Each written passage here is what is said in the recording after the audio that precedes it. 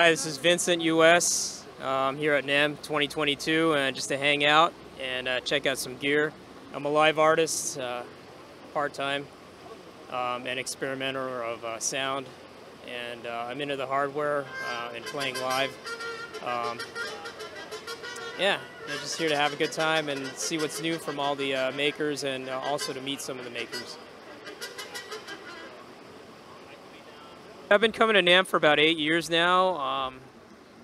When I first got here, I was a guitar player, and a couple of years in, I've been, meeting people and talking to people, and my friends as well have convinced me that the synthesizer is the way to go. And so I've been kind of waiting around for a really easy and cheap device and one that can get it done. And I found one, and so I got it, and it all took off after that. And since then I've owned probably 50, 60 pieces of kit, spent thousands and thousands of dollars, and just monkeying around the studio with that. But I played live with this stuff, and it's opened up a lot of doors to a lot of fun beyond just what I was doing as a guitarist. My parents had some records, a lot of Beatles stuff, a little Donna Summer, and from there I just had an interest to buy records. A lot of it was from Columbia Records, who used to you put in a penny and they'll send you like 10 records in the mail. So that's kind of how it all started, and just snowballed into what this is now. Yeah, if my music had a smell, it would definitely be a musty, dirty, in-your-nose hairs, grimy warehouse. I've been on a couple of labels. I am on Bandcamp. The labels that have signed my work would be Anode Records and Northern Parallels. I picked up the guitar in my early 20s, and I was never really a good guitar player, but it was kind of always cool to just play a couple of chords along with your favorite songs and stuff. So I did that and jam with friends. It wasn't until the synthesizer, or when I discovered synthesizers and setting up sequencers, is when it became really fun. So I have some background, but a lot of it's recent, and a lot of it's aided by these modern bits that help beginner musicians. A lot of this started, 30 years ago, when I was just a teenage raver, and I never really wanted to be a DJ. It cost money to collect records and to acquire the mixer, the 1200s and all that, so and I just didn't really want to do that, and I'd like to party and hang out, so that's kind of how my love for electronic music started. I was into industrial, but then that all segued when I discovered dance singles and all these great events that you can go to and party.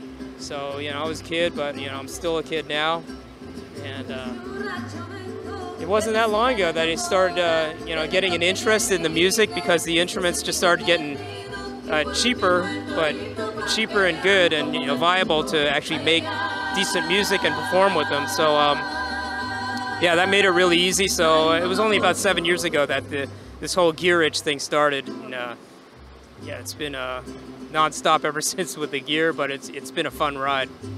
My current studio setup is very much stripped down from what it used to be like 3 years ago, when I have like 30 pieces of stuff, like all MIDI synced and everything else.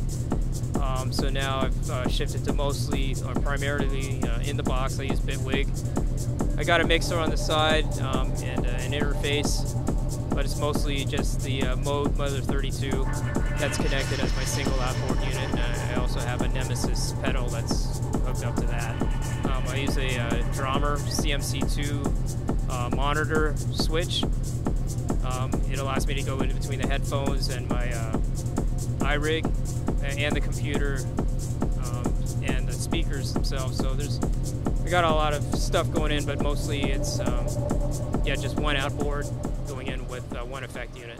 When I play it live, I just use an Electron model samples as a drum machine, and I can tap the pads to get a pad going, or some other quick splash effect. And I also have just one piece of kit to go with that, and that would be the Moog Mother 32. And I got some CV to MIDI converters for triggering from the Electron. It's very limited, but I loaded my own samples. I make them, chop them up, and I can I can work a pretty good 45-minute set out of that, just those 2 bits. I also got a Nemesis pedal that adds delay, a little bit of depth on the transitions. I used to have a larger setup, but now with traveling, I don't travel a whole lot, and when I do, I like to travel really light, and I can still get it done with just those pieces of kit. Some of the brands I've used in the past, and current, Roland, of course, Electron, Source Audio, EO Wave, Korg would be one of the major ones that, Arturia, Sequential, no doubt. Well, I didn't have an actual Sequential, but I had the DSI branded Torize, that little AS1. That was really cool. As an artist, I continue to evolve, trying to work more in the box. There's a whole lot of discovery that I haven't really given it a shot to. I only started using a DAW. I used Bitwig for about 2 years. All that, it's been all hardware before that. So I tried to go like 99% into the box, but it's really hard because I'm just hooked on the gear. So I'm trying to find that balance, which is right now is 1 outboard and 1 effector, 1 effect pedal. And just give it as much time and attention as I can. It's still very much a social thing, so I'm trying to enjoy the ride as much as possible, other than just, sitting by myself in his studio, screwing around, turning knobs, or trying to bust out tracks. So it's a whole package, and just trying to enjoy the ride.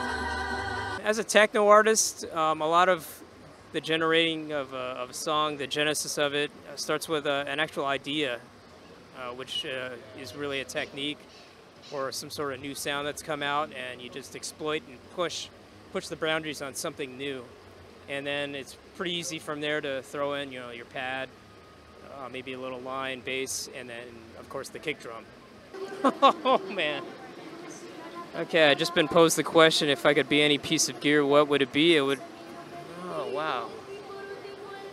I guess maybe one of those drum stools. It's like the square box, or, people can use it as a chair, so, you can, yeah, it's got a lot of utility. You can get beat on, and you can, get a beat going and just kind of blend in with the background, and I think it would be a very cool thing to be as one of those, I'll call it a drum stool. I forgot the name of it. It's a wooden box that you tap, and it makes like drum sounds. My influences today would be Jan Cook is a big one, because I'm trying to integrate myself with modern equipment like the DAW. So there's a lot of things that I'm picking up, and I absolutely love his style, and he's a very good live artist as well that I look to for cues on how to get it done live and tricks in and out of the studio. Another artist also is, of course, Surgeon, and he's been around forever, and I just checked out a video yesterday, and his whole freaking kit changed again. He's using like the Pulsar 23, which is badass. It's like the center of his kit right now, doing it live, which is pretty impressive. So I look at all these guys and watch their evolution along with the gear and other electronic devices, computer, iPad, and otherwise mixers as well. How I've seen music change people, I've seen it brings great joy. For me, it's given purpose. So I've seen that a lot also, and there's a lot of camaraderie when you have that common interest, and you can bond with others. So that you can definitely add to a social element.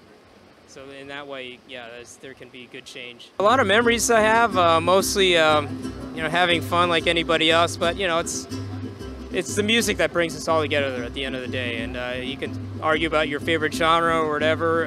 Back then, there was only one genre. That was just rave music. So there's, I won't even mention there's techno and drum and bass and all that. But yeah, it's like one family, and it's kind of cool that some of those people are still around. Yeah, it's still the music that brings us together. Seeing Richie Houghton at Movement in, I think, 2019 was, oh man, it was amazing. If anybody's seen his live setup with the Model 1 mixer and his modular and the DAW also all combined, just kind of like aspire from as far as integrating these vastly different things together. That was really impressive. Plus, it's Plastic Man, and he can still do it So that was pretty wild, and I was with friends. It was a good time at Movement. How I stay updated, there's a bunch of websites. I can't think of any right now. But yeah, there's a lot of internet sites, and there's forums, like Wiggler. Gosh, are they still called Wiggler? Anyway, of course, NAMM, and there's a lot of gear sites. So yeah, mostly the internet, but coming here allows me to connect to creators and also get that hands-on. Plus, I'm the first one out of anyone I know to actually get my hands on something. I do have a Facebook, and it's like just under $49.90. So if you want to get in, you better do something special to get my attention. I'm just kidding. Anyway, yeah, I have a Facebook. I got Instagram. Vincent US is my call sign.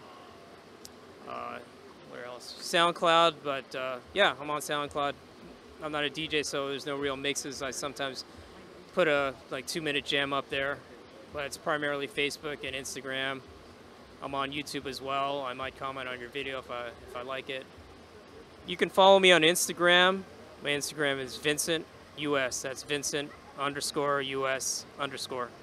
If I had any advice for anybody on their last day on Earth, what to do, just be yourself and enjoy yourself.